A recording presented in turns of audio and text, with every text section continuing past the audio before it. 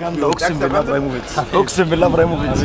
انت عارف انه نزلها قبلها بيوم على الفيسبوك؟ لا الحمد لله. ده حتى واحد بيتمرن بشكل كويس، الواحد كان بيتمرن بشكل كويس فربنا كرمه يعني عشان بيأدي ده كويس وبيتمرن بشكل كويس فربنا كرمنا الحمد لله رب العالمين وكرم الفرقه كلها يعني. معلومه بقى، انت كنت قاعد احتياطي عشان جاهز كحارس مرمى بديل ولا كده كده خطه المباراه؟ لا هي كانت خطه المباراه طبعا كده يعني ايا كان الوضع. انت انا انفردت بالخبر ده. شايف كده بعد مباراه العوده عليك مركزين، شايف كده بعد مباراه صعبه طبعا والماتشات كلها صعبه، مفيش ماتش سهل بس باذن الله نحقق نفس النتيجه. شايف كده ان البطوله ممكن تكون قريبه من الزمالك؟ باذن الله تكون قريبه باذن الله. طب ايه رايك بدايه لينا باذن الله؟ يعني فرقه الزمالك من زمان ما قدموش العرض المنتظر. اللعيبه كان عندها حافز انها تعمل ماتش كويس، نعمل ماتش كويس ونفرح جمهور مصر كله جمهور الزمالك، فالحمد لله ربنا كرمنا وان شاء الله الماتشات كلها اللي جايه تبقى نفس الروح ونفس الاداء باذن الله. كابتن حسن شحاته قال لي ايه لاحمد جعفر قبل ما ينزل المباراه وقبل ما ينزل كده؟ لا هو بعد ما جبنا جون كده كابتن حسن قال لي تلعب على الدايره كده عشان نعمل زون ديفينس ونلعب على المنطقه. ولو كان لا قدر الله كرمنا فيها يعني لا قدر الله لو كان حصل حاجه لجنيس كنت مؤهل نفسيا ان انت كنت تبقى حارس بديل يا كابتن جعفر؟ يعني شويه.